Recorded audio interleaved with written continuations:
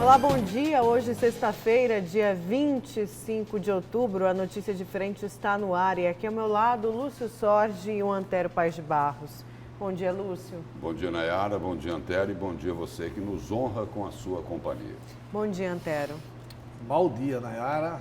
Mau dia, Lúcio. Mau dia, telespectador e telespectador. Porque é assim, um mau dia que nós estamos vivendo, né? Primeiro, por causa da nossa solidariedade a Davi César, né?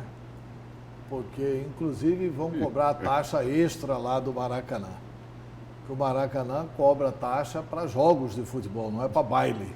Né? Foi um verdadeiro baile que aconteceu lá na última quarta-feira, né? E nós esquecemos ontem de nos solidarizar com o Davi.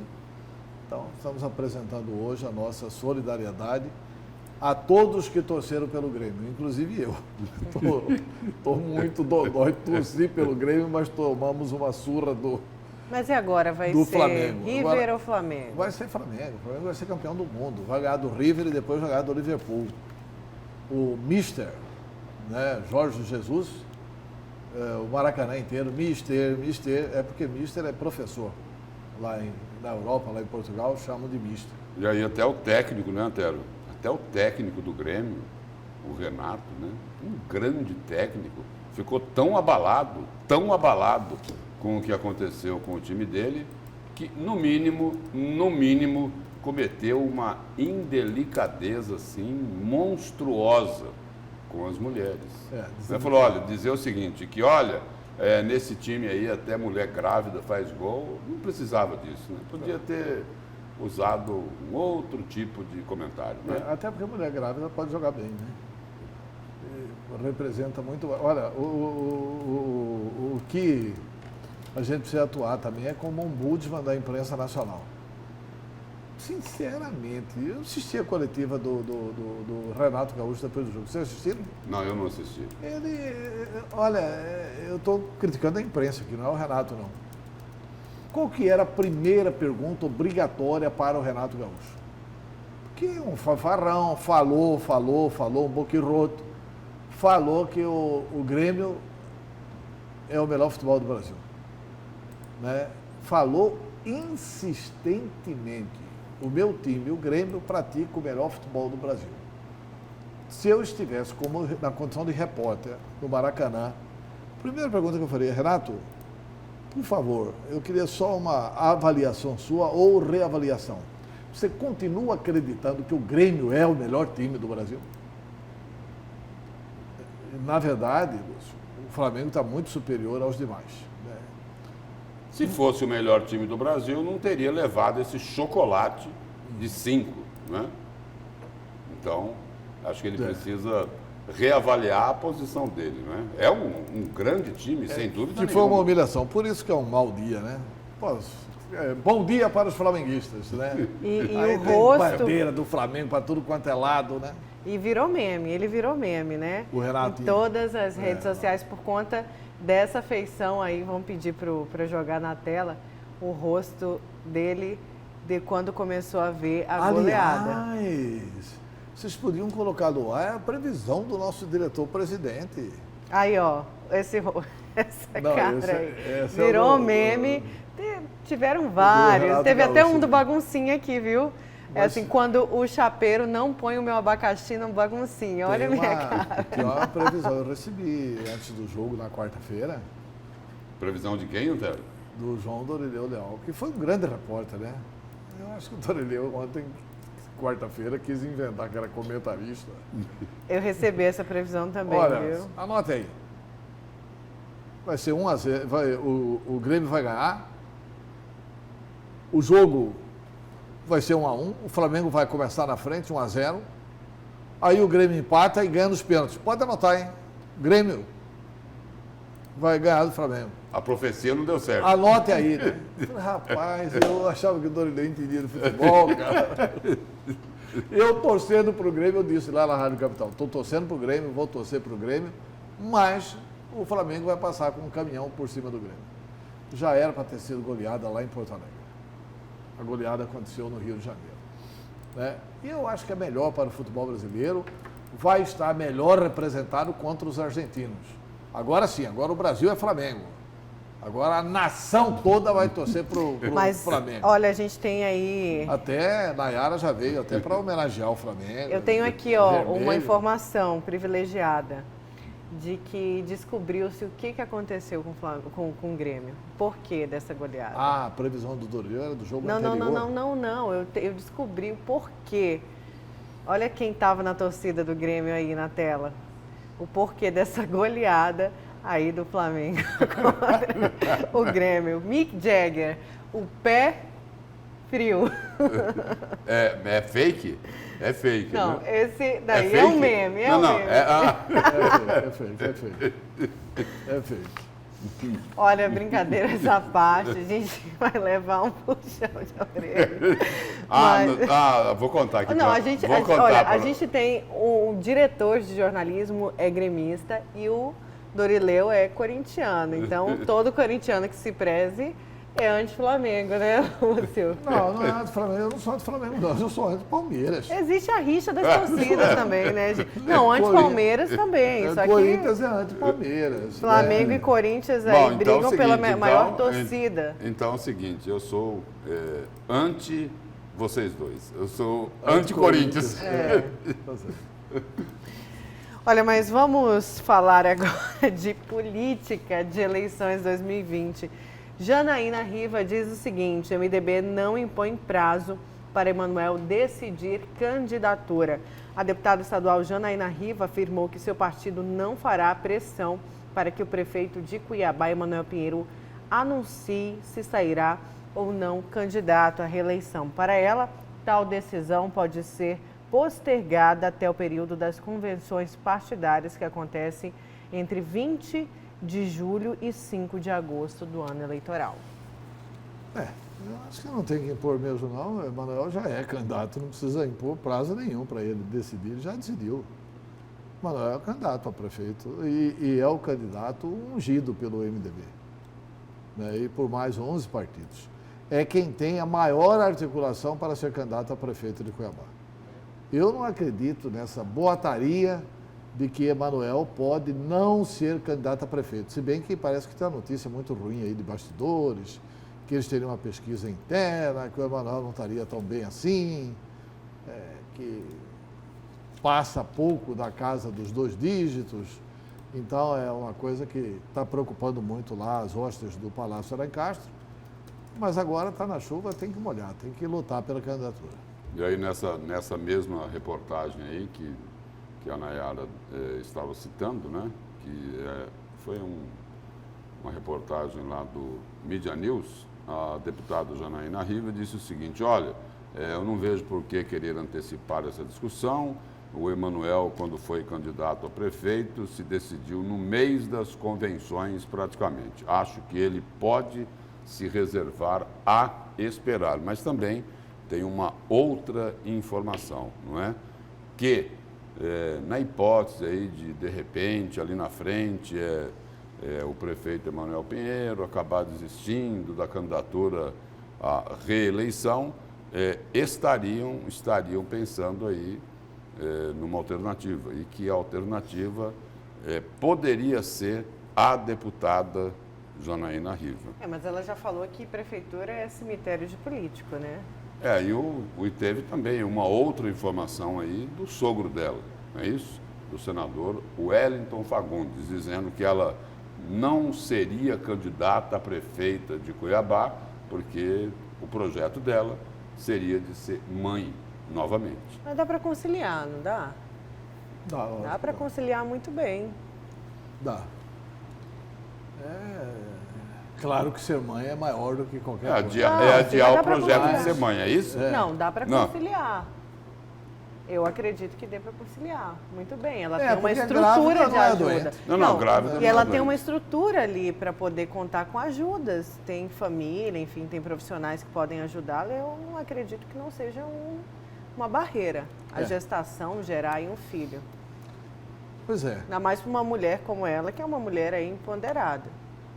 Não, exatamente. Não, a Janaína dá conta de ser mãe e ser prefeita, né?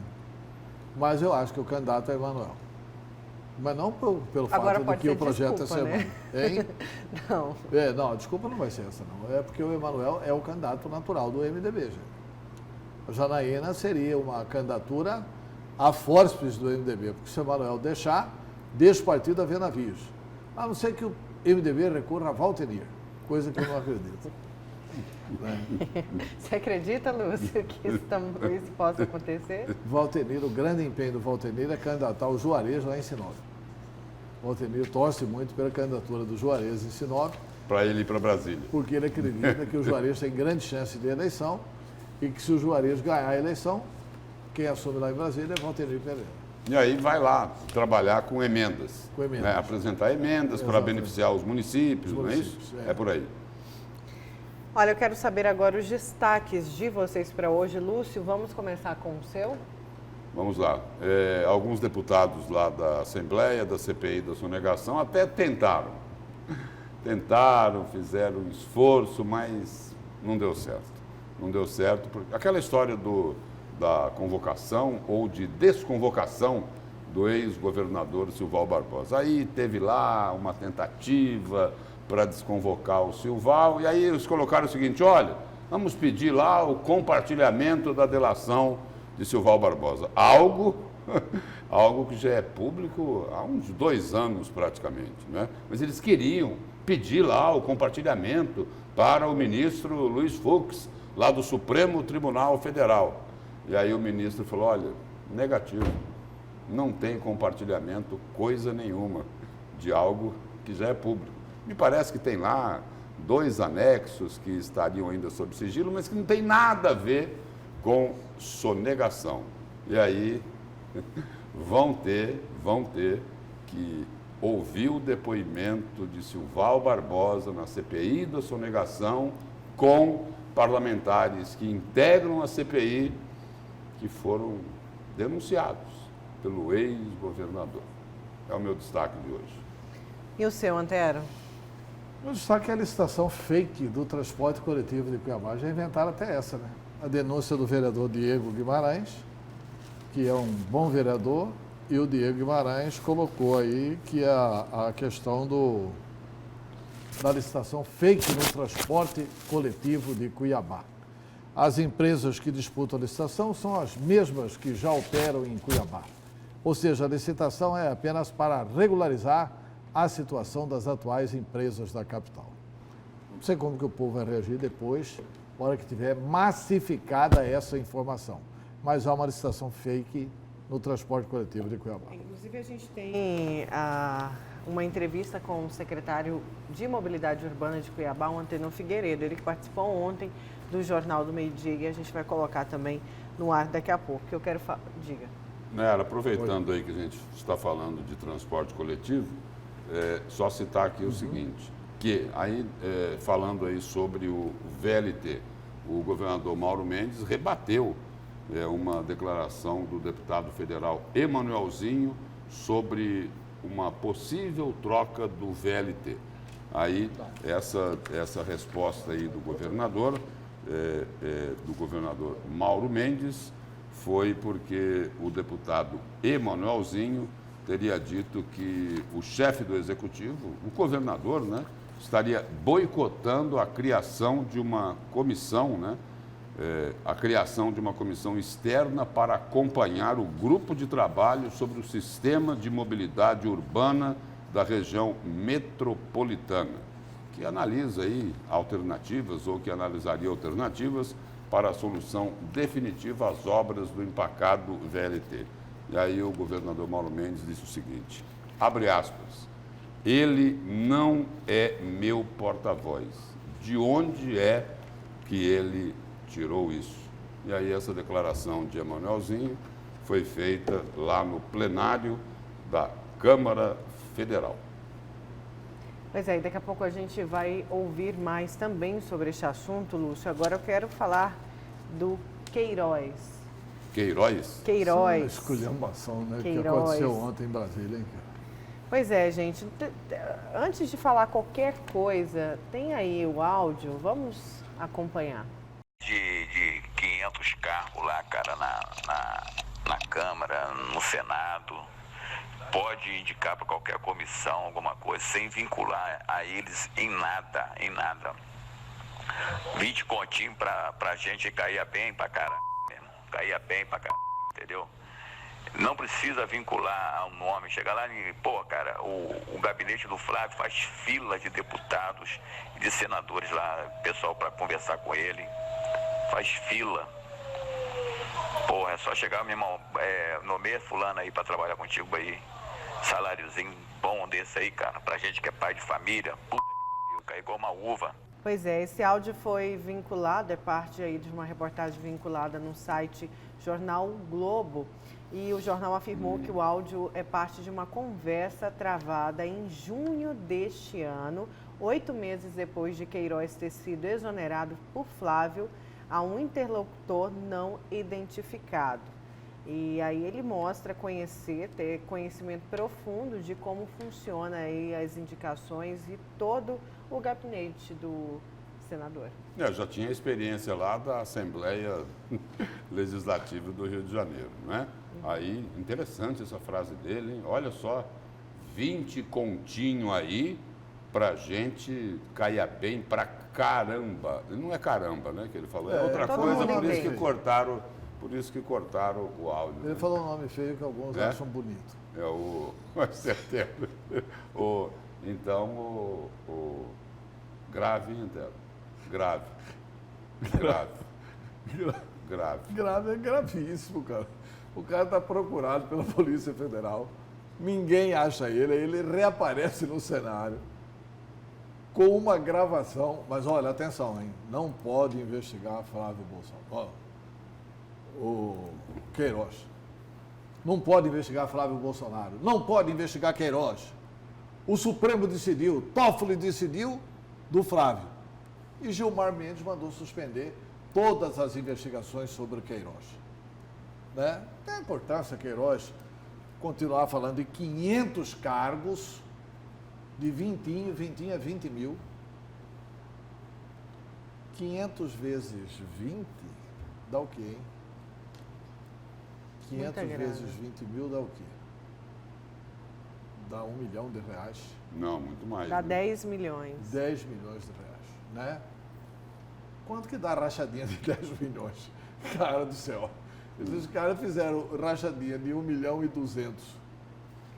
no Rio de Janeiro e tá falando assim, olha, e a orientação é assim, é para apanhar esse cargo aí, de vintinho, né? Sem vincular ele, quer dizer, proteja o clã dos Bolsonaro, né? Não vincula não fala que é do Flavinho. Mas lá faz fila de deputado e senador. Na minha opinião aqui, parabéns ao jornalista do jornal O Globo que conseguiu a matéria e parabéns, inclusive, pela ética de não revelar a fonte. Mas está muito claro quem que é. Quem que é a fonte. Porque é uma confusão tão grande. É tanto... Sabe o que é isso aqui? Isso aqui ainda é parte da desarrumação do PSL. Essa brigalhada do PSL acabou revelando isso. É um desses parlamentares que hoje são mais mas que conhece como Bivar do que Bolsonaro, entendeu?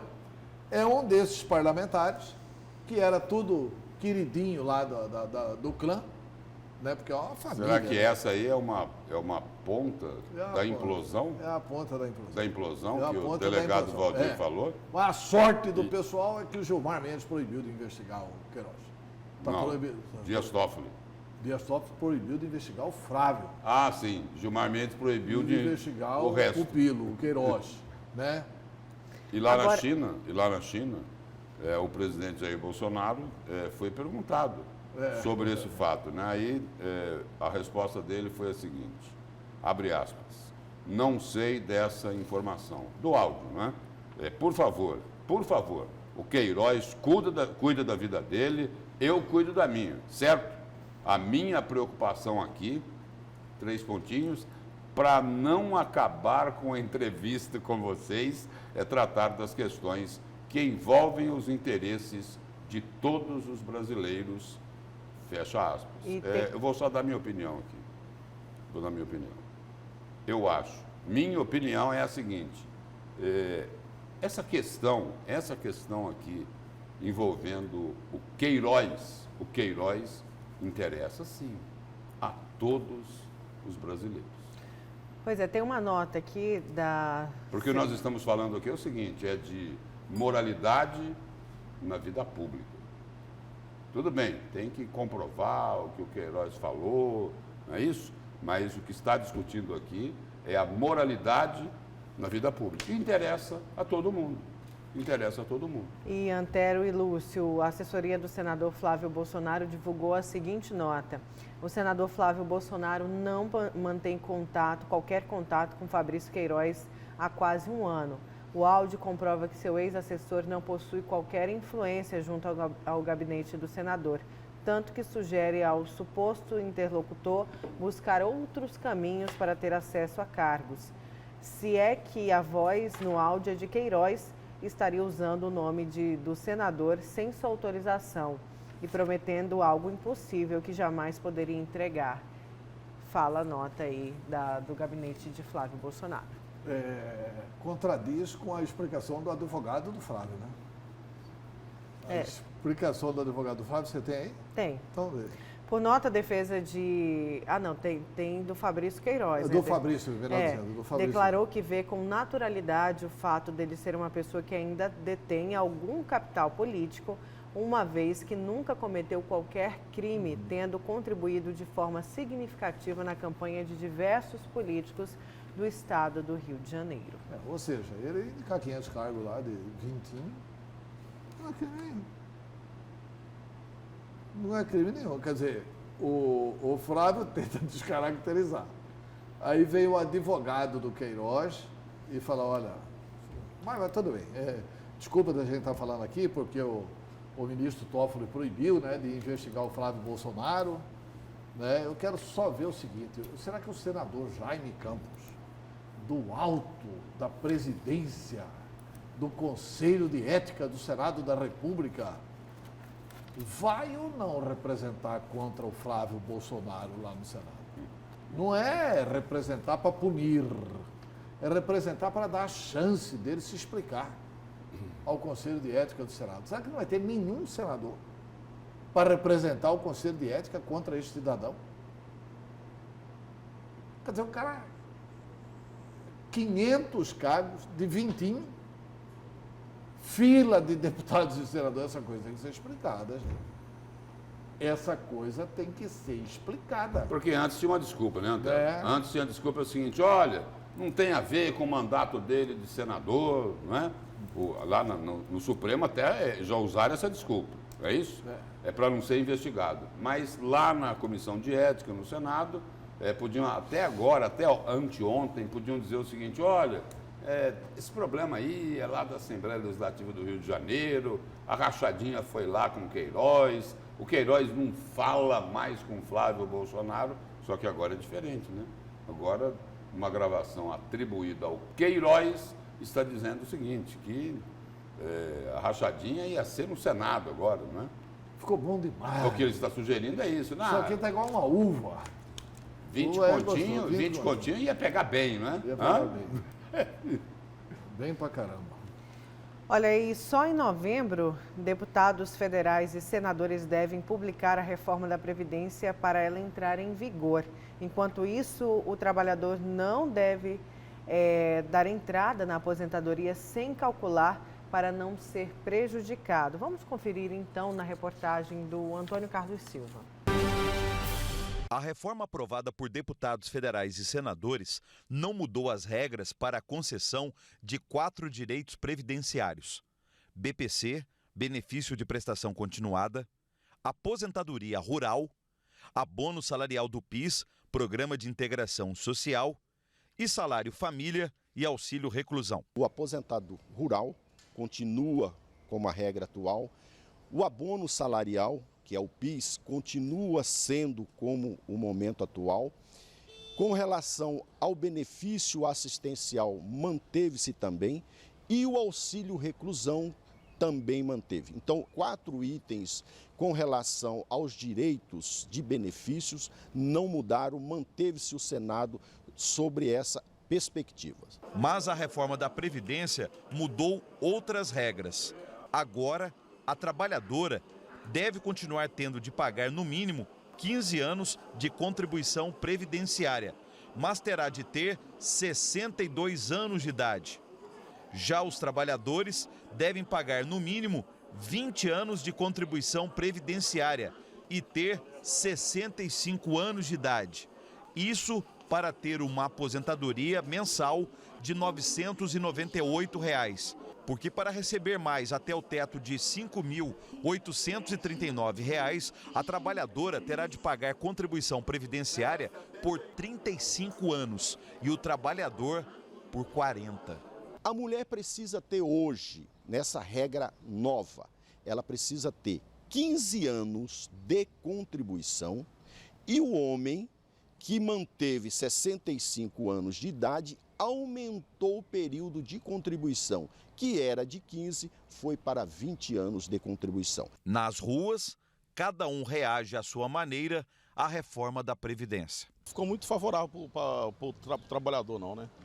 Porque o processo que está sendo feito lá ficou muito, para quem trabalha, contribui, ficou meio difícil para aposentar agora. Quem sofre mais é o povo, né?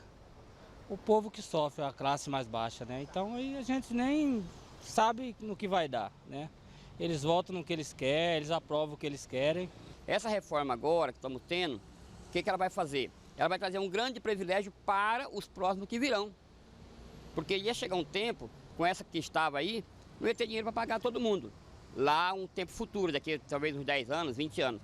Mas com essa reforma, vai alcançar todo mundo por uns 50 anos, ela vai ter validade. Depois de uns 50 anos vai ter que ter outra reforma. Eu vejo que essa regra vem a estimular exatamente o jovem. O jovem vai ter que começar a trabalhar mais cedo, carteira assinada, de preferência, se você começar aos 15 anos, você vai ter uma perspectiva de vida que a hora que você chegar lá, nos 60 anos, provavelmente você já tem os 40 anos de contribuição. É o que o governo quer fazer. O governo quer dizer para você o seguinte, você só vai poder aposentar por idade, ponto. Homem, 65 anos, mulher, 62 anos.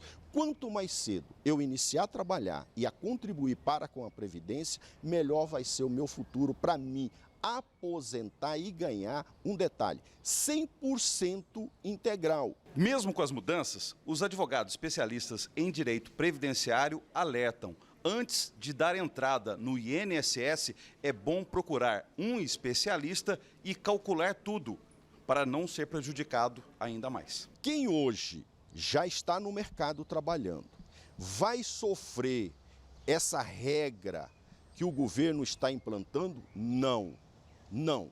Aí entra a regra de transição. E é nessa regra de transição que está, digamos aí, o pulo do gato. Qual vai ser o melhor período que eu possa pedir a minha aposentadoria e não sofrer um prejuízo no meu benefício? Então é aí que nós precisamos orientar as pessoas que não precipitem.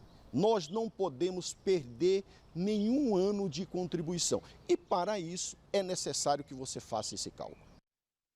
Olha, e Antero e Lúcio, já quero convidar o nosso telespectador aqui do A Notícia de Frente a mandar suas dúvidas a respeito da reforma da Previdência, o que mudou, você que está prestes a se aposentar, quer saber dos cálculos também. E a gente vai receber na segunda-feira, como toda segunda, temos entrevista especial e nós vamos receber a membro da Comissão de Direito Previdenciário da OAB, a Camila Regina Santos.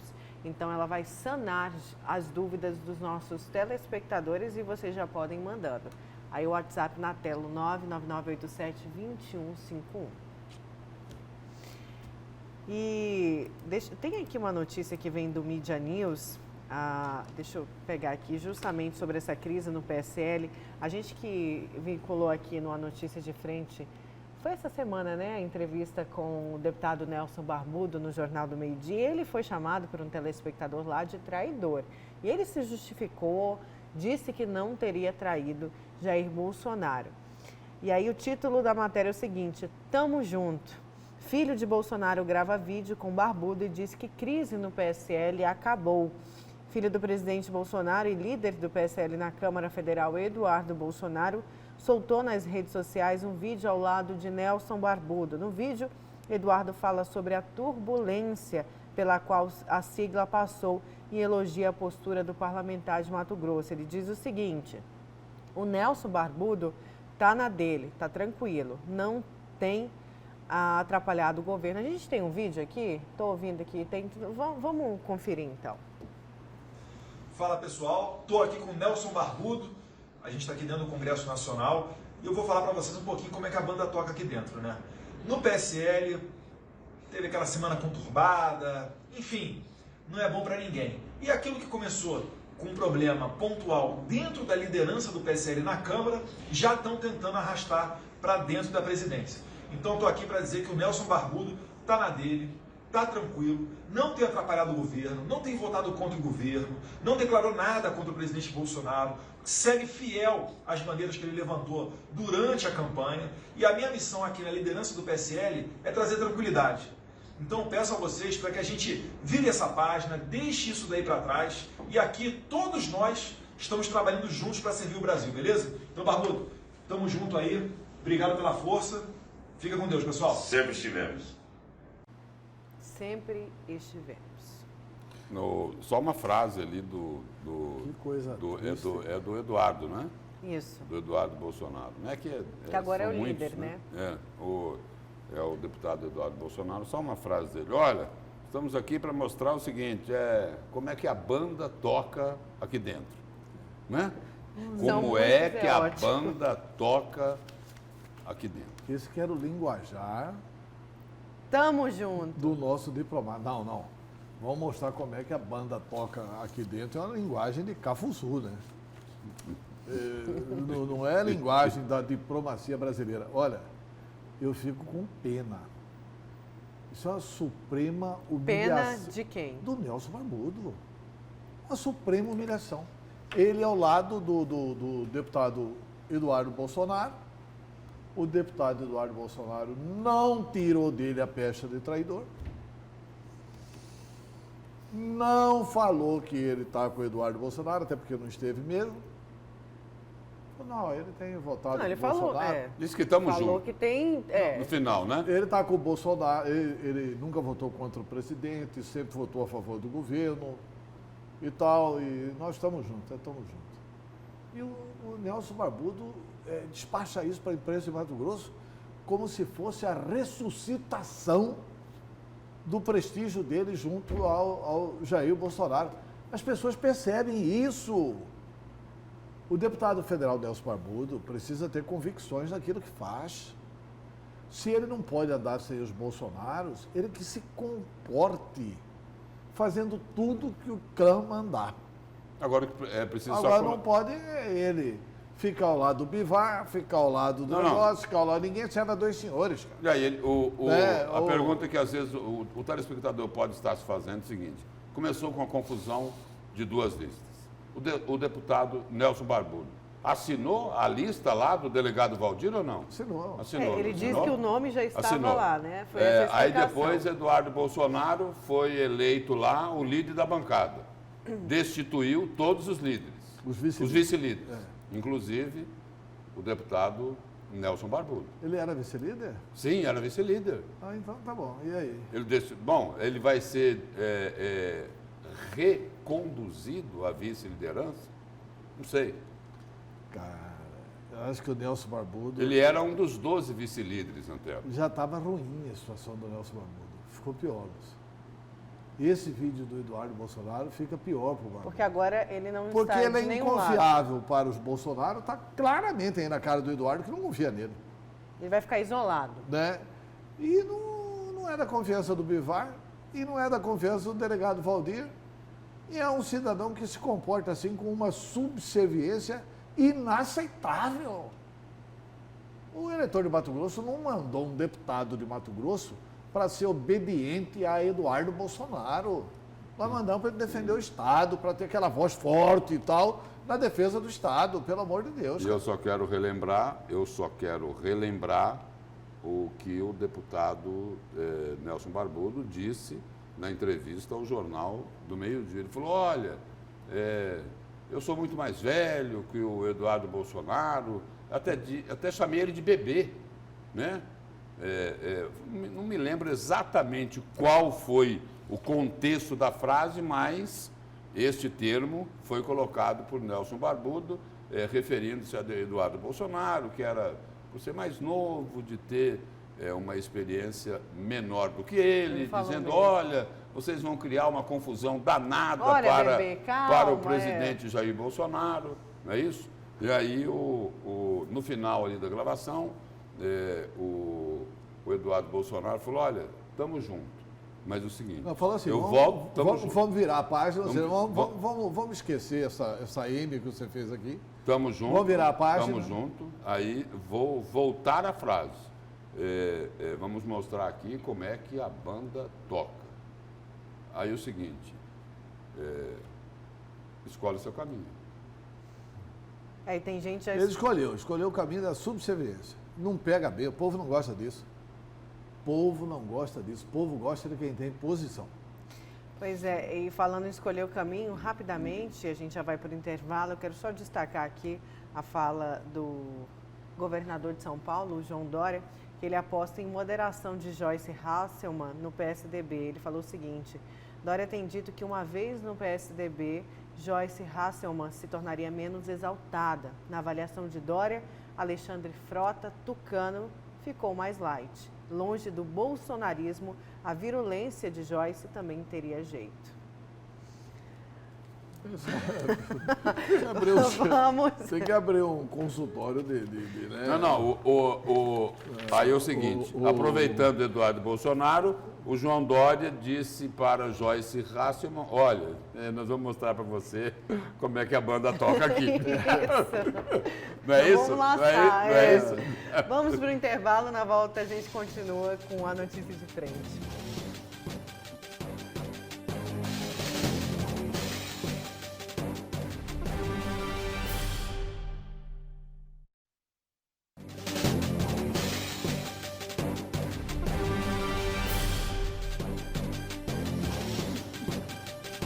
Voltamos com a notícia de frente e o secretário de Mobilidade Urbana de Cuiabá, Antenor Figueiredo, participou ontem do Jornal do Meio-Dia. Ele falou sobre a licitação do transporte coletivo. Confira. Secretário, agora sai a licitação, não tem mais risco de parar, de ser interrompida, suspensa. Agora ela prossegue. Lúcio, já saiu a licitação, né? Foi agora dia 18. Apareceram 5 empresas, credenciaram 5 empresas, né? Então não tem por que mais parar.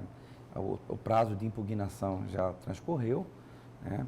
Tivemos aí o auxílio do Tribunal de Contas, tivemos o auxílio do Ministério Público, fizemos 4 audiências, então chegamos quase que perfeita na licitação. Secretário, uma das cobranças em cima dessa licitação aí do transporte coletivo é sobre o ar-condicionado nos ônibus. O obrigatório ali é só 30%.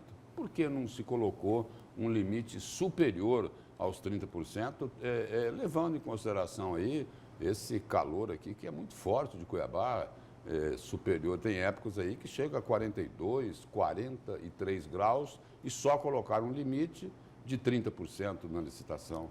Lúcio, na verdade, isso aí seria a proposta mínima para que as concessionárias pudessem se habilitarem.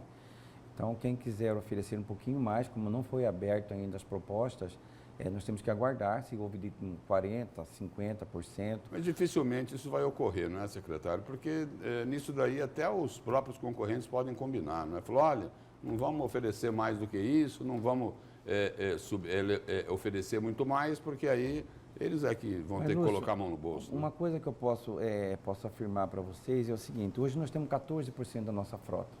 Então, nós já, de cara, iremos dobrar o número de veículos com ar-condicionado. E alguns veículos já vão ser novos, então eu acredito que deve chegar mais de 30%. Vamos aguardar a abertura das propostas, daí então nós iremos saber realmente o que foi proposto em relação ao ar-condicionado. Foi uma exigência do prefeito Manuel Pinheiro, né? Que começasse no mínimo com 30%. Com certeza chegaremos muito mais. Agora, falando de outra exigência, como está a situação dos abrigos? Eu falo isso porque naquele outro texto não previa que as empresas iam ficar responsáveis pelos abrigos aí de ônibus. A prefeitura que ia trazer essa responsabilidade para ela. O que ficou agora decidido? Antes de você responder, vamos aqui à tela, porque tem uma pergunta nesse sentido. Boa tarde, Lúcio Nayara, sou funcionária da CEMOB, dependo de ônibus, moro no CPA. Foi retirado várias coberturas dos pontos, tenho que pegar ônibus no sol.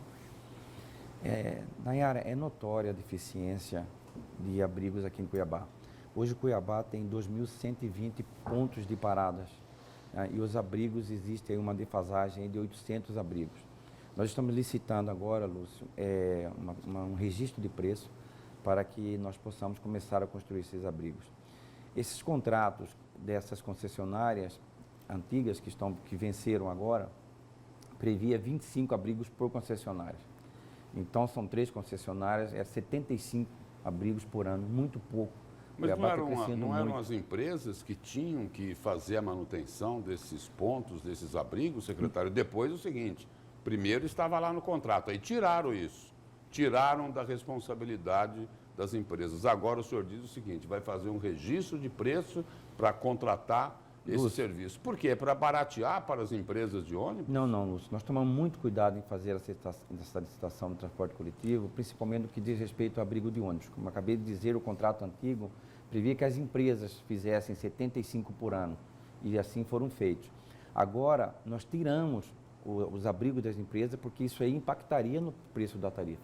Tudo que é impactado no transporte coletivo impacta no preço da tarifa. Mas quando eles ganharam a concorrência anterior, já estava lá no contrato, eles sabiam que isso era uma obrigação deles. Sim, mas eles cumpriram o contrato, a empresa cumpriu. Cumpriram com esses abrigos que estão aí nas ruas, caindo aos pedaços. Agora, até a própria funcionária da CEMOB aqui falou, olha, lá no meu bairro é só sol ou chuva. Chuva, Não, inclusive agora, nesse período chuvoso aí, o prefeito já pediu que nós desse uma atenção especial, principalmente nos bairros onde não tem nenhum tipo de abrigo.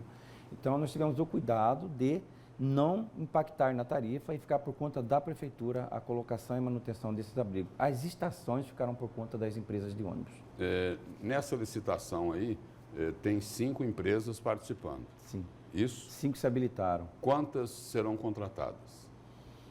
E, Lúcio, são 4 lotes. Né? 4 lotes. 4 lotes. Uma empresa não pode pegar mais do que 2 lotes. Isso significa o seguinte, eu fiz a pergunta para poder fazer o questionamento. Sim. Hoje, o transporte coletivo de Cuiabá é sofrível. A reclamação do usuário é todo dia e as mais variadas reclamações. Dessas 5 empresas que estão participando, 3 operam o transporte coletivo atualmente. Então é o seguinte, existe um risco e muito grande dessas 3 empresas que prestam um serviço que é horrível, muito criticado pelos usuários, continuarem operando o sistema. Foi uma licitação... Esse é um fato, não é? É um fato. Pode existir, sim. Foi uma licitação que foi aberta ao Brasil Pode existir inteiro. o fato das 3 empresas sim, continuarem operando no sistema. São 5 empresas que se habilitaram, né? Inclusive essas empresas que operam o transporte hoje também se habilitaram para continuar o transporte. Agora é um novo contrato, Lúcio, né? É uma nova era. Mas não existe o risco aí de repente, o seguinte, permanecendo essas mesmas empresas, a licitação não conseguir mudar praticamente nada? Porque elas estão aí há 20 anos. 20 anos. Não fizeram o que tinha que fazer, não é isso? E aí o seguinte, se cobra também muito a fiscalização, que não ocorria da forma como deveria ocorrer. Sim. Não se corre o risco aí do usuário continuar com esse serviço aí que Lúcio, é muito criticado? Lúcio, nós trabalhamos muito nessa nova licitação. E o que eu posso garantir para você é que é um novo contrato, tá muito mais rigoroso, tá muito mais fiscalizado, tá? Por determinação do TCE, iremos colocar uma empresa, seja da Arsec, ou seja por outra concessionária, que fiscalize, independente da prefeitura, independente da Arsec, ela vai ser a reguladora do transporte, tá? Vai ter participação da própria sociedade. Então, é um novo contrato, muito mais rigoroso que o antigo, e tenho certeza, saibam vocês que vai ser uma nova era, um novo marco. Falando nova era empresa não, tá? Vai ser um novo marco do transporte coletivo em Cuiabá. de cara começando com o dobro da nossa frota com ar-condicionado. As estações de ônibus estão aí, todas climatizadas. Devemos lançar mais uma agora na Praça Bispo Dom José. Então, é garantia do prefeito que vai ser um novo marco e um novo transporte. Vocês podem ter certeza que vocês verão. Só relembrar aí, o secretário ali falou que tem mais de 2.000 pontos de ônibus. Aí as empresas que operam o sistema são responsáveis por 75 apenas. Apenas por 75. Eram responsáveis por 75. Quer dizer, tem mais de 2.000 pontos e elas eram responsáveis por 75. Tiraram essa responsabilidade delas. Agora estão abrindo um registro de preço para que outra empresa faça a manutenção, a reforma, a construção desses pontos. E o outro aspecto aí, bem rapidinho, porque esse é o tema do comentário do Antero, as empresas, então, que estão operando o sistema, puderam participar da licitação, estão habilitadas e, como o próprio secretário admitiu, elas, as três, né, podem continuar operando o transporte coletivo de Cuiabá, que é de uma qualidade péssima, mas péssima mesmo. São 5 lotes. 5 lotes. Tem 2 colocações que eu queria fazer. São 5 lotes. Nenhuma empresa pode ganhar mais do que 2 lotes. Significa dizer que dentre as 3 empresas, pode ser que os 5 lotes fiquem apenas com as 3 empresas que já estão. Tá? É aritmeticamente possível, dentro da análise combinatória, tanto que faz de combinação, de arranjo, de permutação, do jeito que quiser fazer, cabe que isso seja destinado apenas às 3 empresas. Ponto 1. Ponto 2. O secretário acha que a gente é obrigado a ouvir essas coisas que ele fala. Não eram 70 abrigos só que as empresas eram responsáveis. Eu li, ninguém me contou, uma auditoria feita pelos técnicos, pelos auditores do Tribunal de Contas do Estado de Mato Grosso, que é um trabalho belíssimo, que foi entregue à Câmara Municipal de Cuiabá. As empresas eram obrigadas pela manutenção de todos os abrigos de ônibus. Ao retirar essa obrigatoriedade das empresas, e veja bem, o secretário argumenta hoje que está tomando essa medida de tirar essa responsabilidade da empresa para não impactar na tarifa. A tarifa lá atrás já foi impactada porque isso estava no contrato. Já estava previsto, já estava previsto na tarifa, manutenção dos pontos de ônibus. A manutenção dos pontos de ônibus. E aí a pergunta que se faz é o seguinte, né, Antero? O secretário falou, olha, ia impactar na tarifa. Aí a dúvida que fica é o seguinte, ele está nesse momento fazendo a defesa do usuário ou protegendo o empresário? Na verdade é o seguinte, a CEMOB é uma extensão dos empresários. A Secretaria de Mobilidade Urbana é uma secretaria da Prefeitura Municipal de Cuiabá que não defende o usuário do transporte coletivo, que defende os empresários do transporte coletivo. E vão criar uma outra empresa. O que o Antenor está fazendo é um prejuízo imenso para a imagem do prefeito Emanuel Pinheiro. Não tem agência que regula os serviços concessionados? Sim. Que em tese deve fiscalizar o transporte coletivo? Lógico. A informação do secretário na entrevista ontem, né, Nayara, que vão criar uma outra empresa para fazer a fiscalização do transporte coletivo. Eu sei, é bom, porque nessa época de eleição, abre aí o quê? Uns 30 cabos eleitorais, 40, né? Tá bom. Tá bom, mais 40 pessoas na rua aí, pagas com o nosso imposto, com dinheiro público, né? Para pedir voto para quem Antenor quiser, para quem... Né? Porque eles não vão criar essa empresa e vão fazer concurso, né? Não vai dar tempo, né? Então aí vem aquela velha lenga-lenga, nós queremos a empresa agora, temos que contratar emergencialmente, aí contrata, enfim. E como o Ministério Público é muito condescendente com o Emanuel e com a Prefeitura, eles têm um prestígio danado no Ministério Público, né? Essa coisa acaba acontecendo exatamente como que é a Prefeitura. o outro desgaste imenso que ele tem levado ao prefeito Emanuel Pinheiro. Eu faço programa aqui, faço um programa de rádio, a gente abre o telefone para os ouvintes. É diariamente. Deve estar acontecendo isso aqui no Jornal do Meio-Dia, nos jornais aqui da emissora. É diariamente reclamação com relação a esses sinaleiros ali na Vila Militar. Na ida aqui, ele realmente complicou a ida e a vinda de Várzea Grande. Quem vai para Várzea Grande e quem vem de Várzea Grande para cá, ali no Círculo Militar, ele realmente estabeleceu ali um congestionamento. Eu acho que a prefeitura comprou muito semáforo sem precisar. E está tendo que arrumar local para colocar o semáforo. Nem que isso atrapalhe o trânsito. Estão fazendo uma farofa de semáforo. É um assuntozinho que vai estar na pauta do dia da eleição. Com certeza, o Antenor vai puxar para baixo a gestão do Emanuel Pinheiro. Esse é o destaque. E aí? Não, eu vou falar agora do destaque. Vamos agora. E só esperar que essa empresa que vai ser criada, não é isso? Não, de alguma forma, não esteja, mesmo que não oficialmente, não é? Que essa empresa não esteja sob o comando de quem vai operar o transporte coletivo, não é? Pelo menos isso. Mais disso não se duvida, certo? O seguinte, o vereador Diego Guimarães, na minha opinião, um dos bons vereadores que Cuiabá tem, ele foi lá na junta comercial e pegou um requerimento. Quais são essas empresas que estão aqui? Me dá o quadro societário de todas essas empresas que estão credenciadas a ganhar a licitação de transporte coletivo. E de posse de informações oficiais da junta comercial, porque essa informação sai na hora na junta, do quadro societário, ele falou o seguinte: olha, essa licitação foi fake. As empresas são as mesmas que já operam no transporte coletivo de Cuiabá. E disse o seguinte: Integração Transporte Limitada, já opera.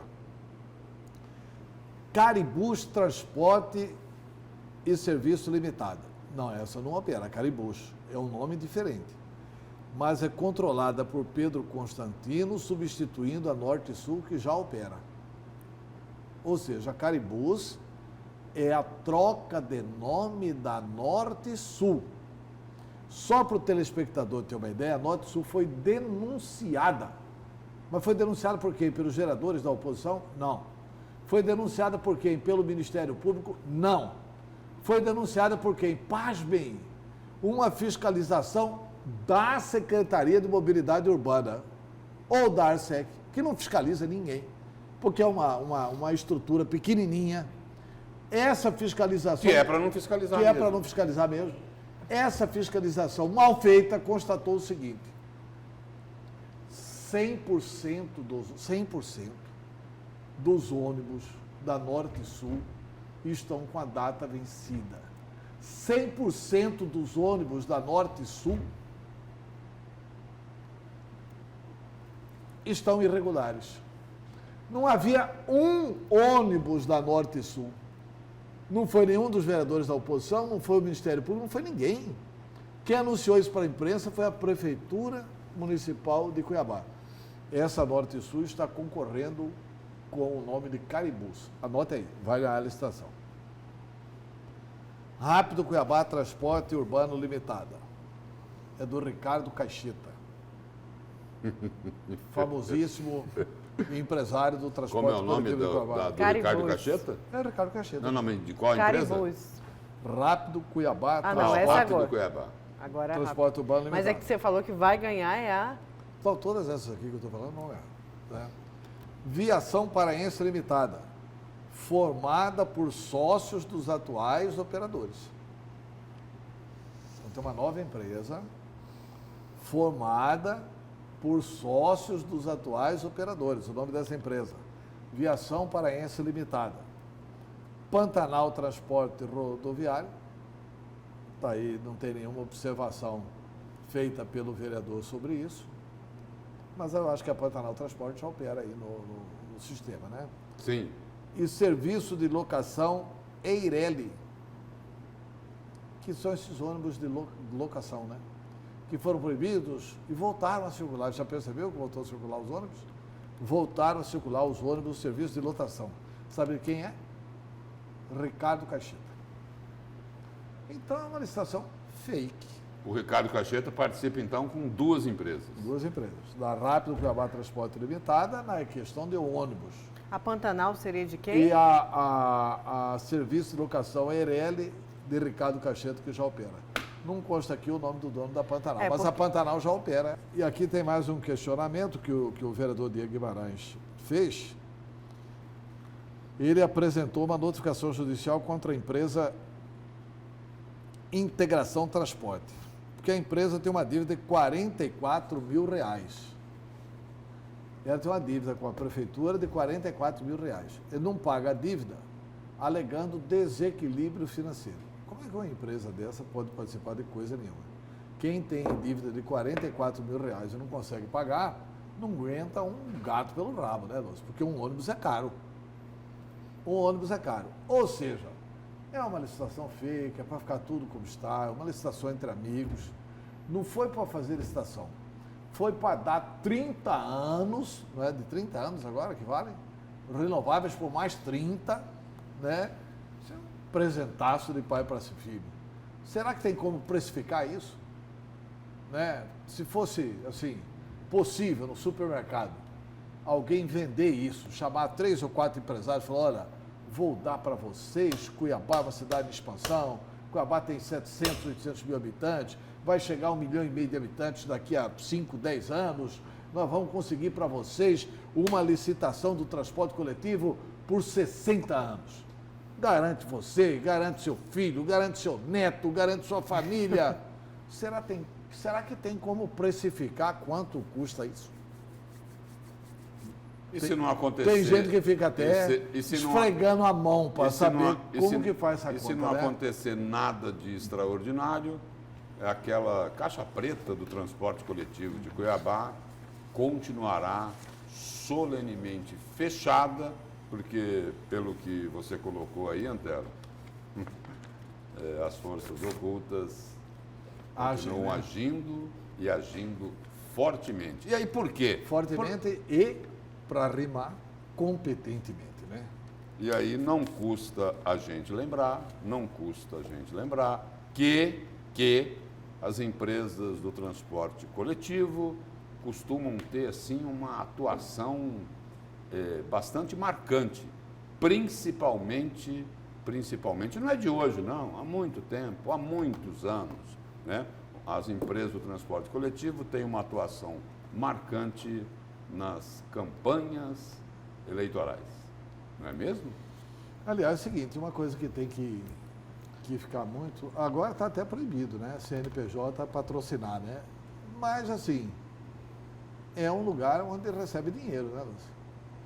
Porque quando vai vender passe, etc e tal, esse pessoal tem dinheiro vivo, né? É um lugar que recebe muito dinheiro. Então, assim, qualquer eleição municipal tem que prestar muita atenção em lixo, bicho e transporte. Vamos então para... Não, só para fechar aqui,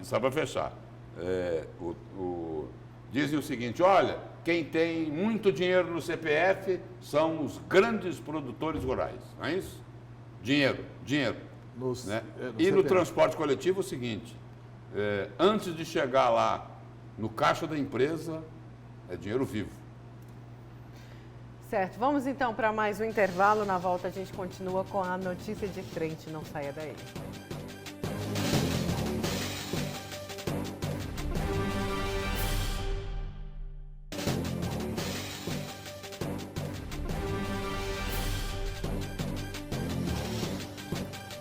Voltamos com a notícia de frente. O governo do estado anunciou ontem um parcelamento de multas e taxas do Detran em até 12 vezes no cartão. E durante a coletiva, o governador falou sobre a CPI da Energisa e o VLT. Confira. A CPI da Energisa, que passou a vigorar em outubro na Assembleia Legislativa, já tem a composição dos membros, do presidente e também do relator.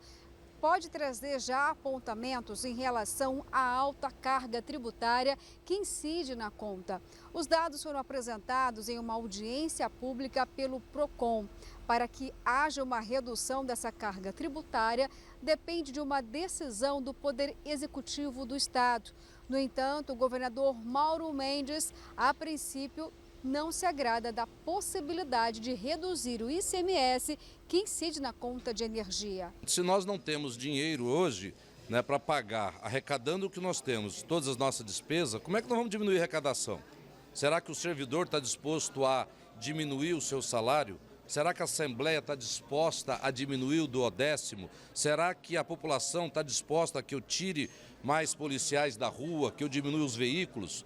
Para a gente diminuir receita, tem que diminuir despesa primeiro, senão vai faltar dinheiro para pagar a conta. Então, falar em reduzir, nós temos que falar de receita, nós temos que falar primeiro em cortar despesa. Então, que apontem aonde nós podemos cortar, além daquilo que nós já fizemos até o presente momento. O governador também falou sobre o VLT. Por enquanto, ele disse que nenhuma decisão foi tomada e que ele não vai se antecipar para anunciar alguma medida que possa, de fato, nem entrar em vigor. Relembra que praticamente 6 anúncios diferentes já foram feitos em relação às gestões passadas e nada avançou. Ele disse que o momento ainda é para ser aguardado. O senhor está escondendo algumas coisas referentes ao VLT. Como que o senhor vê essa aqui? Quais são essas algumas coisas que estão sendo escondidas? Não, ele disse até em plenário. Ele disse até em plenário que o senhor está escondendo algumas coisas do VLT. Mas o que está escondendo? Então diga com clareza, eu gosto de fazer um debate claro. Ele disse que o senhor está tendendo a fazer uma mudança de modal ao BRT, deu a entender? Ele não é meu porta-voz, de onde ele tirou isso? Pronto. Agora há pouco o senhor falou a respeito de poder pagar a dívida. Vai até o dia 11, se não me engano. Como é que é? O trabalho do VLT, se não me engano, até agora, no final de novembro, deve ter uma decisão dessa questão do modal, né? Como é que tem isso aí? Olha, eu constituí uma equipe técnica para isso, né? Lamentavelmente, essa confusão está desde 2014, ficaram aí 5 anos paralisados, causando prejuízo. Nessa semana nós tivemos mais uma movimentação que foi vocês da imprensa devem se lembrar que durante 6 vezes foi anunciada a retomada da obra do VLT. Lembram disso? Saiu em manchete dos principais jornais, dos principais sites, das televisões, que a obra seria retomada. Retomou? Não. Então não adianta, nós vamos continuar o estudo técnico, correto, com profundidade, para que o dia que ele estiver pronto nós possamos sentar à mesa, né, debater com o Ministério Público, com a Assembleia Legislativa, com as prefeituras de Cuiabá e Várzea Grande, que já foram chamadas para esta mesa, já estão sentadas apresentando as suas considerações e informações, para que quando esse trabalho estiver concluído, nós tenhamos condições definitivamente de tomar uma decisão e dizer o que vai fazer. Luciana Gavilha para a Notícia de Frente. Lúcio, vamos para o seu destaque? Bom, do VLT para Silval Barbosa. Lá na Assembleia Legislativa... Que tem tudo a ver, né? Lá na Assembleia Legislativa, mais precisamente lá na CPI da sonegação, teve lá a tentativa de desconvocar o Silval Barbosa, o ex-governador. Aí pediram lá o compartilhamento da delação de Silval Barbosa, que aliás já é pública há 2 anos, né? Mas resolveram pedir lá o compartilhamento. Me parecia assim como...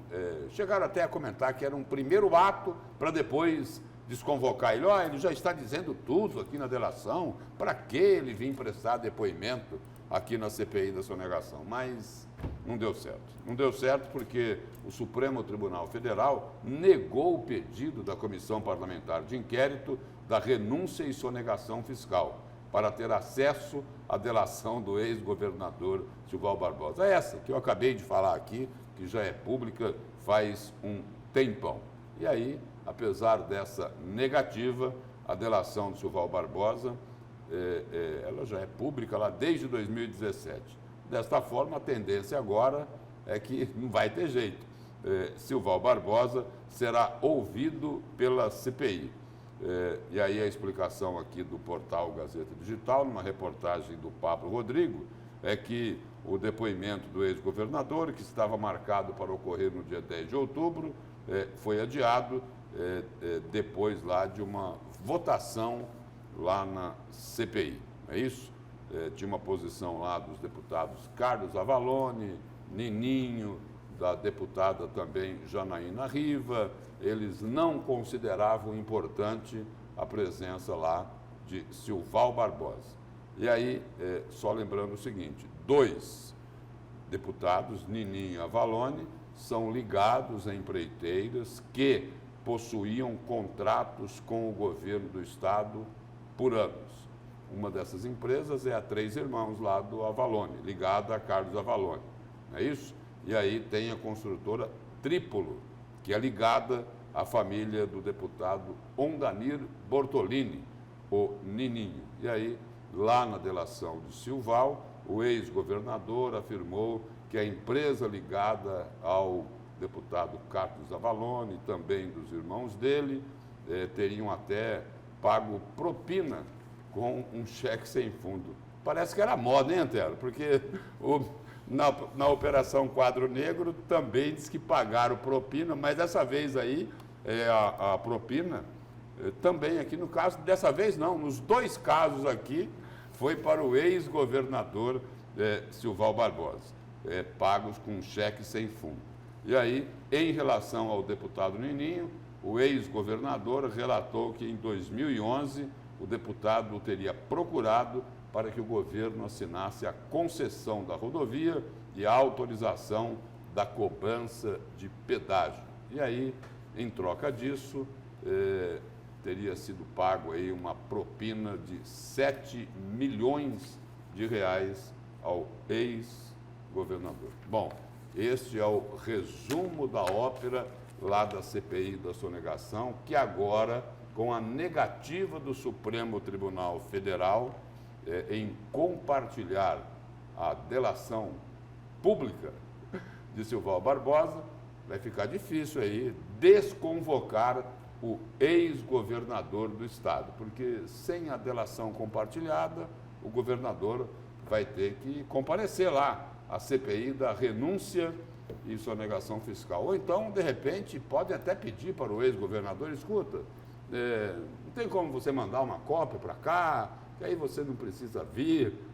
Bom, vamos aguardar aqui para ver quando é que vão remarcar o depoimento de Silval Barbosa lá na CPI da renúncia e da sonegação fiscal. Vamos só esperar que eles não tentem renunciar ao depoimento do ex-governador. E olha, Lúcio e Antero, só uma última informação antes da gente encerrar. O STF ele suspendeu o julgamento com 4 votos a favor e 3 contra a prisão após condenação em segunda instância. E votaram na quinta-feira, né, os ministros Rosa Weber e Luiz Fux e Ricardo Lewandowski. Faltaram os votos, então, de Carmen Lúcia, Gilmar Mendes, Celso de Mello e Dias Toffoli. O julgamento será retomado no dia 6 ou 7 de novembro. O presidente do tribunal, Dias Toffoli, informou que vai anunciar aí a data só segunda-feira. Falta Gilmar Mendes, Dias Toffoli, Ricardo Lewandowski. Não, o Ricardo já votou. Falta Carmen Lúcia, Gilmar Mendes, Celso de Mello e Dias Toffoli. Só Carmen Lúcia, né? Nesse bolo aí, que vai votar a favor da prisão. Ou vai ser 7-4 ou 6-5. Na melhor das hipóteses, né, Nayara? Ou 7-4 Essa é a ou 6-5. melhor das hipóteses. Isso, né? isso. 6-5 é a melhor hipótese. Então, tem o seguinte, a Lava Jato perdeu, né? Os bandidos ganharam. Ah, mas não tem o resultado ainda. Não tem o resultado. Né? Já se tem o resultado. Né? Eu acho que vão soltar o Lula, o Zé Dirceu, o ex-presidente da Câmara.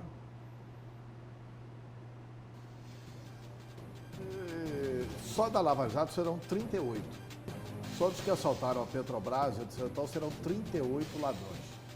Fora estuprador, homicida, etc., todos que vão ser, né, liberados. Para matar, para estuprar, é uma instância só. Para condenar agora, 4 instâncias. E vão dizer que estão... Mas eles vão, no final lá, eles vão apresentar um voto. Não estou querendo dar uma aqui de jornalista, mas indignado. Mas no final eles vão apresentar um voto que depois da condenação em terceira instância. Ainda vão jogar isso para o STJ. Eles estão deixando agora para decidir no dia 6, né? Dia 6 ou 7. De novembro. Não decide logo. Vai ser anunciado na segunda. Não decide logo, né? O povo brasileiro já esquentando as turbinas aí. Vão deixar para o dia 6 ou 7 de novembro. Bom, dia... Mas é próximo de uma data significativa para nós. Dia 15 é a proclamação da República. Né? Vamos então? Vamos. Vamos, Lúcio. Obrigada. Antero, muito obrigada. Obrigado. Bom dia, um excelente fim de semana para você.